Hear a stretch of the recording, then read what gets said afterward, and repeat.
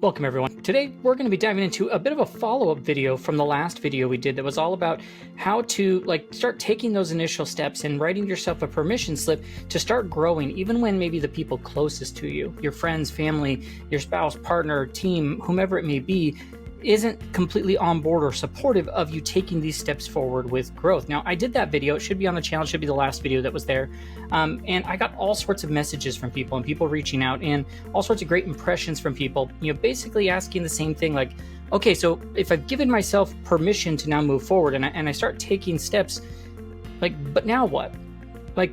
What should you actually expect, after that first big leap? What happens when you keep growing, but that support still feels kind of thin?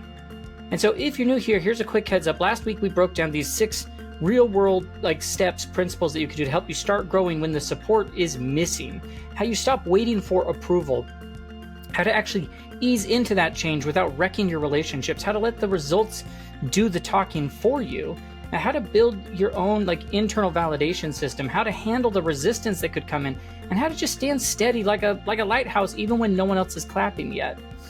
But here's the thing most of the people don't talk about, starting, making the decision of okay, well, then I'm gonna do it, I'm gonna forge ahead. That's just the beginning. And I want to dive so much more into those principles. Now, if you are new here, my name is Jake Talbert. I'm the founder and author of this book. It's called The GIVER Method. It is on Amazon. It's an Amazon bestseller, has tons of 5-star reviews. It is changing people's lives. I mean, it's the best $10 you could invest in yourself. I highly recommend you go get it. I will put a link in the description to where you can go get access to it on Amazon so that you can read it, you can write a review, you can start implementing the things immediately and start seeing the impact in your life. Now, if you're not quite ready to invest that $10 in yourself, I'll put a free resource in there as well. It's called the Giver's Roadmap that kind of helps get you those initial steps as well. I don't get anything from when people buy it off Amazon. I don't make anything off of that. I don't get anything when people go and download the free PDF. What it does though is it lets me know you're investing that time to start taking those steps forward. So to me, it's worth it if you just get it and start implementing some of the pieces to it. Okay. Now today, what we're about to do is look at the idea of great, so I've started, now what happens? The part of the journey where that doubt will start to creep back in. The relationships start to shift. Maybe the motivation dips a little bit and you start wondering, am I doing this wrong? Am I going about this the wrong way? And guess what? The spoiler is you're not. Growing without full support actually follows some pretty predictable stages that I want to unpack for you. And when you understand them, you can stop second guessing yourself and you can start moving through them with more confidence because you know what they are. So by the end of this video, you're going to know exactly what these phases that you're going to go through will look like and how to handle the emotional ups and downs, how to build, a support system that fits your journey, and honestly, some hidden strengths that you're building right now that'll serve you way beyond the season of life that you're in right now.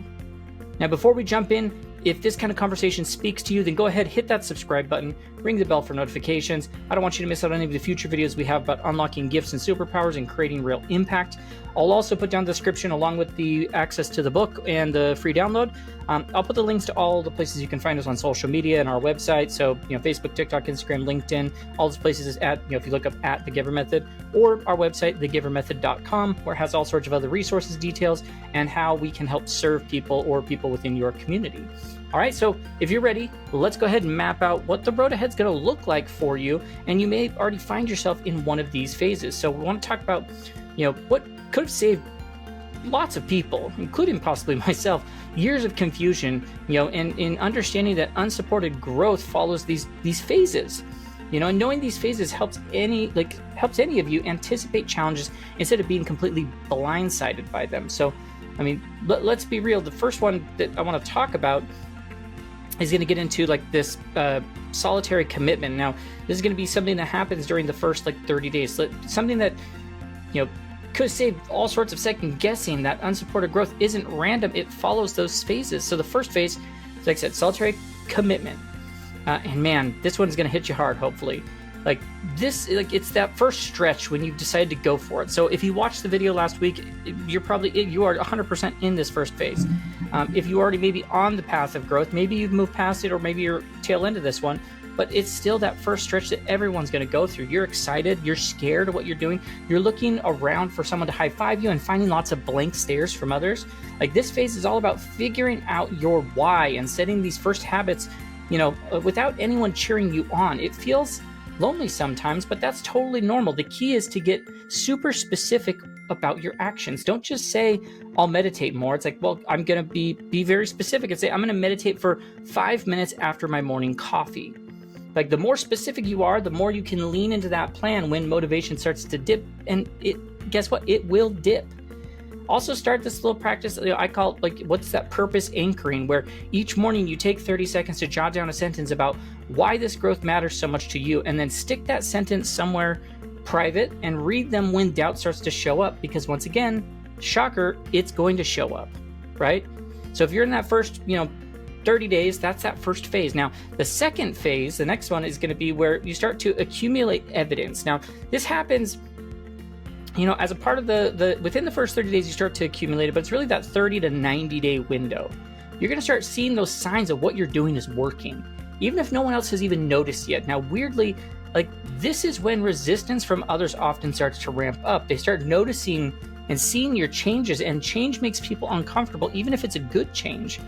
And so this is where you want to build up your micro evidence system that you have, like where you have simple note that you put on your phone, or you grab a notebook, and every time that you notice those small wins, like the more patience you had with your kids, the more clarity you had at work, the more energy than you had, and you avoided that crash, log it down.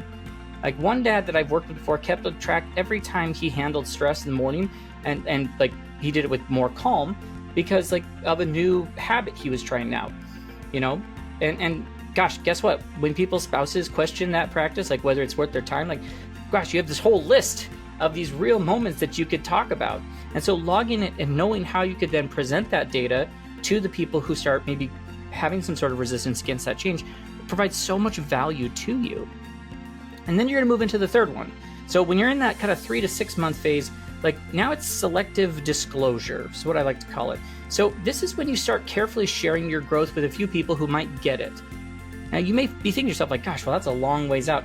Trust me, you can move faster if it's comfortable moving faster, but don't be surprised if you find yourself, if you're moving faster, start getting resistance or pushback faster, and you may not have built the foundation that you need yet.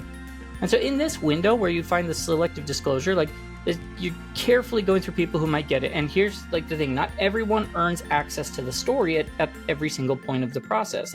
You don't owe full transparency to people who haven't shown that they can handle it. So during this phase, relationships might shift a little. Some people might lean into it, others might distance themselves, and both are okay, right?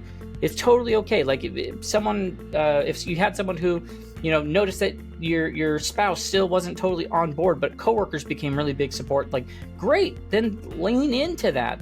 Sometimes support shows up where you least expect it, and that's all part of the process. Now, the fourth phase that you're going to then tend to go into is going to be a little bit longer term. So there's going to be in about that 6 to 12 month, you're in that demonstration of impact where your growth gets loud without having to say a word. Actions, energy, the results start speaking for themselves. People who maybe doubted what you were doing might start noticing it, oh my gosh, you seem calmer, or you're handling stress better, you seem different, but in a good way. I was at an event where I had met a bunch of people a year prior at the same event. It was a year later. I'm sitting down with them at dinner, and one of them came up to me and she's like, I don't know what you did, but you're showing up as a totally different person in a good way. So whatever you've been doing over the last 12 months, keep doing that, because it is 100% showing in every little bit about you.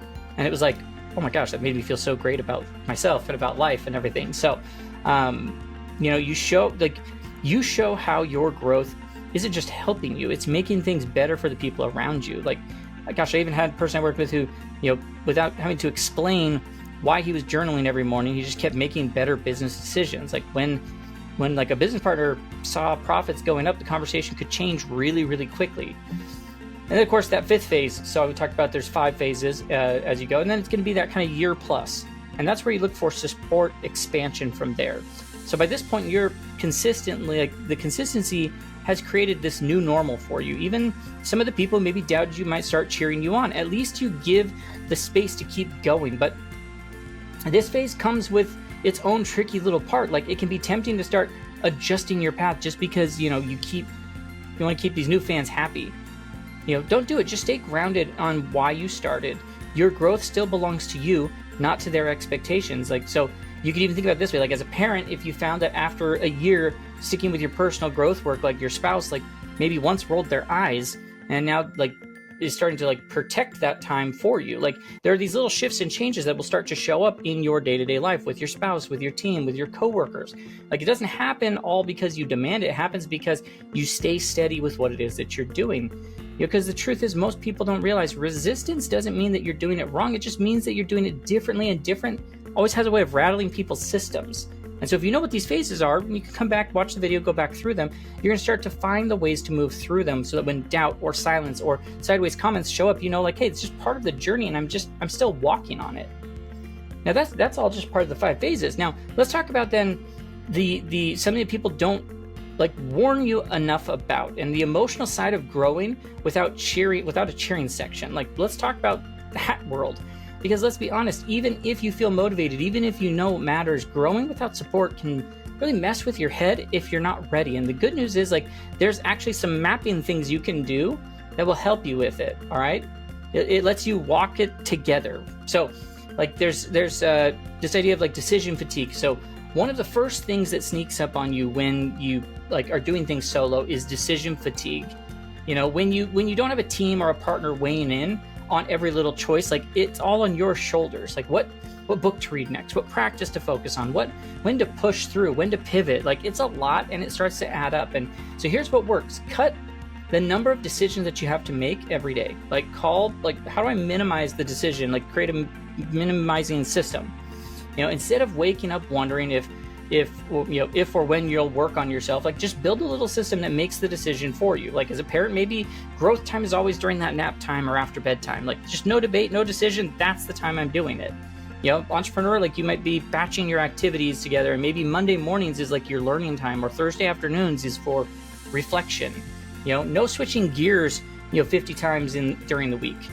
You know, if you're working in a job and you're chasing, growth on the side, then like what's the if then rules? Like if it's my lunch break, then I'm going to read for 15 minutes. Like simple, I'm locked in, you go do that. Like research shows that you can boost your follow through by over 500% because you're not burning energy on deciding, you're just doing. Now, the other thing to think about is there's this all or nothing trap that, is an emotional landmine that can hit you. Like, that voice, like if you can't do it perfectly, like why bother doing it at all? Well, it's especially when no one's around to remind you hey, imperfect progress still counts.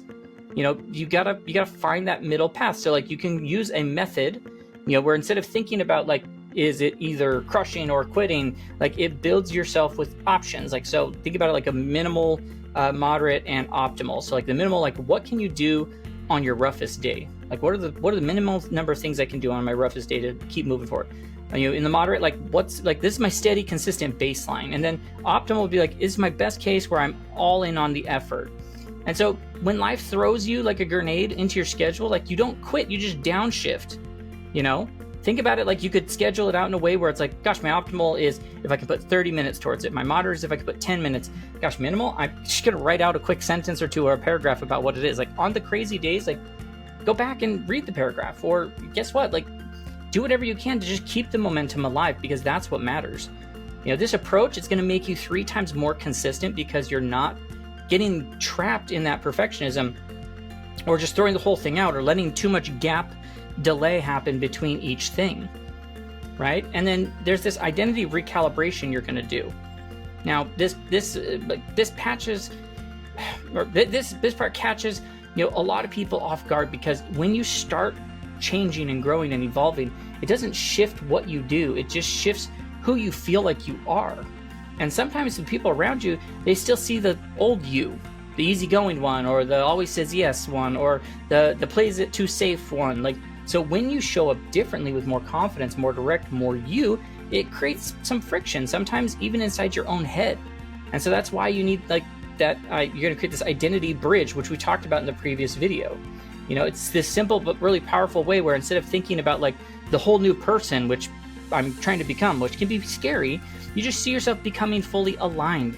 I'm on my path and I'm just pivoting a little bit more to get there. I'm not abandoning my old self. I'm just upgrading to be a more honest version of myself. And so take a minute when just connect the dots. If you're learning to set new boundaries, maybe it's because you've always valued honesty. Like if you're stepping into leadership, maybe it's because you've always cared about, making a difference. It's not about changing who you are. It's about just living more fully with your own core. Yeah, sometimes, gosh, you'll grieve a little. Old versions of ourselves, old relationships that don't fit anymore. Like that's normal. It's part of growth. Grief happens anytime you have a change in your life that causes any sort of an emotional reaction. Like grief happens all the time around us, and you just have to realize that you have to honor what it is and keep moving forward. Growth without applause is emotional work. But when the territory and that there's going to be the decision fatigue, or there's this all or nothing thinking, or your identity is shifting, you can move through it a little bit easier. On the other side, you don't just grow new habits, you grow a new kind of system that you run on that helps you kind of move forward with more consistency, right? And then the next piece is going to be build your support portfolio and make sure it's really diversified.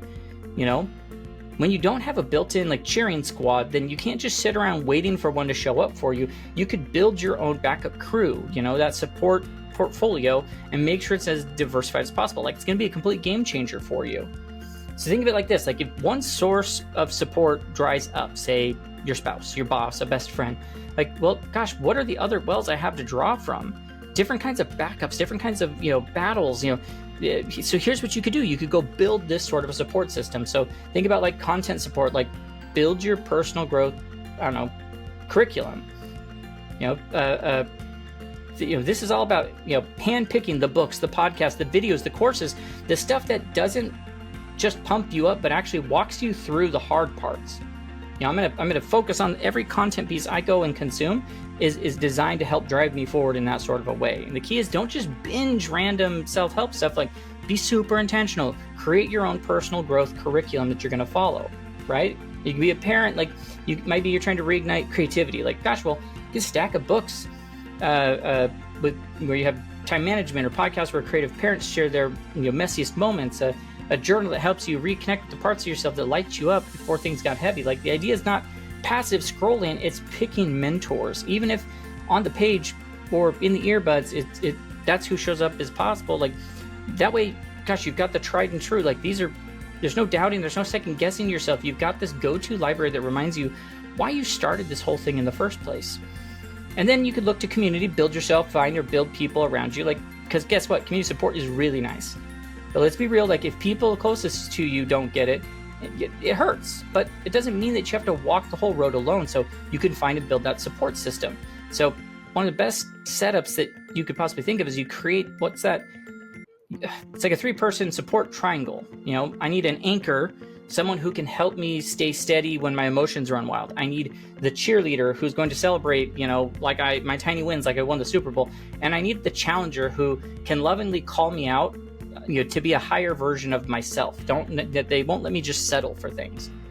And you don't need dozens of people. You just need a few really good ones, these real people. Sometimes they show up in the most unlikely places. It could be an old friend, a new coach, someone you meet in a podcast community, even swapping quick voice notes once a week. It might be a mentorship group or a mastermind that you're a part of. Anything that helps you fill up your tank when everything else might feel empty. Now, you can also do a structural support. This is about setting up space, the physical world, digital world around you that is, quietly nudges you towards who you're becoming. As a parent, this could be as simple as having the one chair in the one corner that's just for you. That's your sacred spot for growth, even if it's tiny. As an entrepreneur, it might mean, unfollowing voices online that drain you. I want to curate my feed to be what I want it to be. Maybe it's sticking Post-it notes on your laptop, or a reminder that, of who you're becoming, not just what you're doing today. These small moves actually do big shifts for you. And so that support diversification, isn't about cutting people out or replacing loved ones. It's just about making sure that I'm not building my dreams on the foundation of I hope they approve. You can love people and still go get backup that you need as a part of this, because the truth is the world needs your gifts, that you're starting to develop and grow. So don't wait for everyone around you to catch up. Build your backup, protect your growth, and keep moving forward. Now, I want to leave you with something today that can change things for you. It can change for lots of people. And honestly, it's something that I wish someone told me way earlier in life, right? Growing without a cheering section doesn't just build builds struggle. It builds some of the strongest muscles that you're ever going to need for the road ahead. Like, there are hidden gifts tucked away inside the hard parts that you go through, the ones that you wouldn't trade for anything, but you know, you have to know how to go find them, that deeper, connection and deeper diving into them. And so you want to go in and find those so that they can be your inner compass. Like, when nobody's clapping for you, you learn to stop asking the crowds for any sort of a direction. You just start building this conviction muscle. And so you can get deeper in that and build your inner compass based off of that. It's not about getting stubborn or tuning everyone out. It's about just getting rooted. You're going to learn to take advice without getting blown off course every time someone raises an eyebrow. And as a parent, that might be standing strong in your parenting choices, even if it's not, what everyone else on social media is shouting about. Like, if you're a business owner or an entrepreneur, like, it's trusting your vision for your business, even when maybe the market's getting shaky. As if you're working for a company, it's holding on to career direction, even if your manager's like, it doesn't quite get where you're going yet. Conviction makes you unshakable, not because you're perfect, but because you know why you're doing it. Like, you know what you're doing it for. And then once you have that, like, you're going to be dangerous in one of the best ways. Now, it's going to build resilience for you as well, because you learn how to keep going. Because here's the deal: when you learn to keep showing up with, without the gold stars, the likes, the applause, like, you build that resilience that most people never have to develop. It's like that mental armor you're building, that you didn't know how to forge before. That skill, the ability to just stay steady when things get messy, like, will outlast almost every short-term success hack that you're ever going to come across out there. As a parent who keeps growing even when their family doesn't notice, the entrepreneur keeps building even when the first 5 ideas flop, the employee who keeps leading even when their boss overlooks them, like, they're not just surviving, they're actually becoming unstoppable.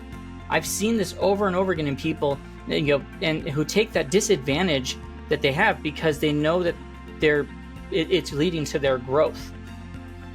They were just getting stronger while no one else was watching, coming out of nowhere, surprising people.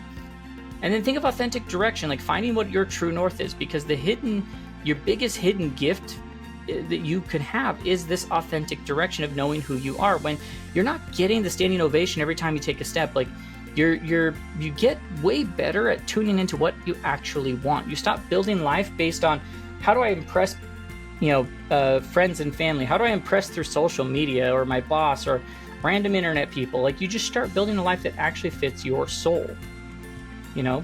That's the upside that no one is ever going to talk about, is that when you consistently being like celebrated or steered by others, you don't get to carve that path that's truly yours. And trust me, the clarity will serve you way longer than any applause will when you do that.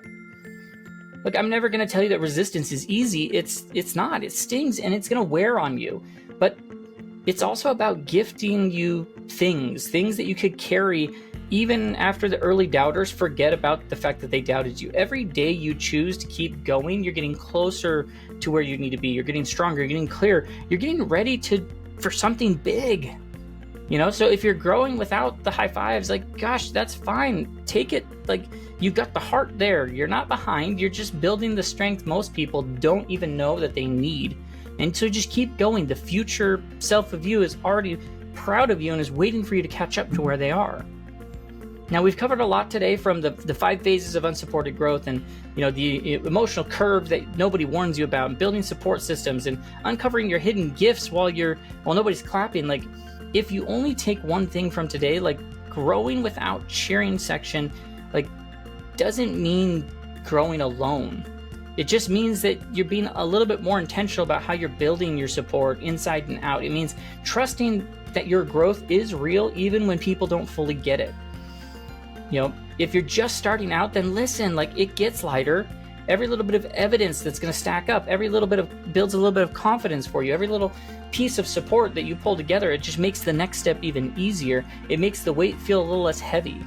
And if you're a little further down the road, like, man, I hope today reminded you of how far you've come already, because you've come a long way. And just how much strength you've built, exactly because the path hasn't always been the easiest. Now, I'd love to hear from any one of you in the comments what your thoughts are on that. Like, where are you in your journey right now? What phase hit home the most to you? And what's the biggest challenge or maybe even hidden gift that comes without, while you're out walking this path that you're on? And man, gosh, if today's message hit home for you today, then, remember, this all comes from the book, The Giver Method. You can go get that on Amazon. I'll put the link in the description, or you can get in the description access to the Giver's Roadmap, that free resource. Both are packed with real-world tools to help you discover, grow, and give your gifts, even when the road maybe feels a little lonely. Now, one last thing before we go. The most meaningful journeys, they're not always the ones with the biggest crowds cheering you on. They're the ones where you feel like you found your voice, like your own strength, your own light.